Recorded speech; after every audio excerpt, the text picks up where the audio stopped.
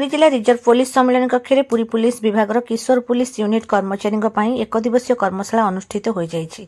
पुरी जिलार समस्त 30 टी थानार महिला और शिशु डेस्क अधिकारी, थाना अधिकारी, अतिरिक्त आरक्षी अधीक्षक, एसडीपीओ, डीएसपी, हेडक्वार्टर, स्वतंत्र किशोर न्याय पुलिस अधीक्षक एवं समस्त शिशु जत्न अनुष्ठान अधीक्षक, चाइल्ड हेल्पलाइन संयोजक प्रमुख जोग देथिले।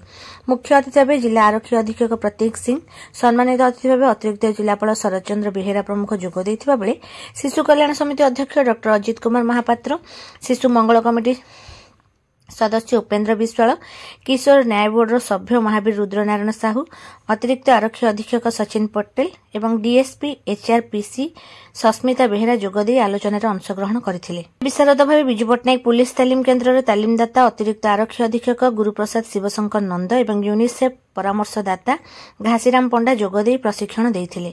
जिला आरक्षी अधीक्षक प्रतीक सिंह जिलार 30 टी थानार अधिकारी तथा स्वतंत्र किशोर न्याय पुलिस अधिकारी मानकु शिशु सुरक्षा आईन एवं शिशु यौन निर्यातना निरोध आईन कड़ाकड़ी कार्यकारिता परामर्श देते।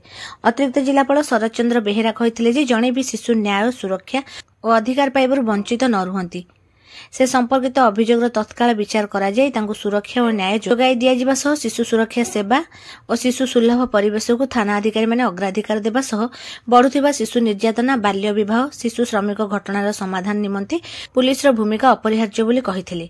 प्रशिक्षक गुरु प्रसाद शिवशंकर नंद स्वतंत्र किशोर न्याय पुलिस कार्य एवं दायित्व सहित शिशु मानक जत्न और सुरक्षा आईन 2015, शिशु मानक यौन शोषण सुरक्षा आईन 2012 विषय आलोचना करथिले।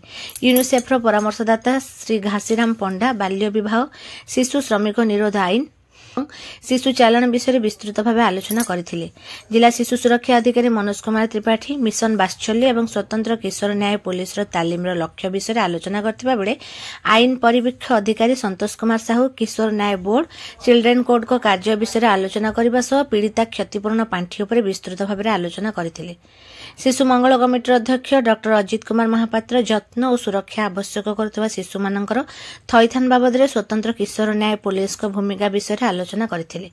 कार्यक्रम में स्वतंत्र किशोर न्याय पुलिस सभ्य विजय कुमार परिडा और रोजालिन पात्र मध्य जोग देथिले।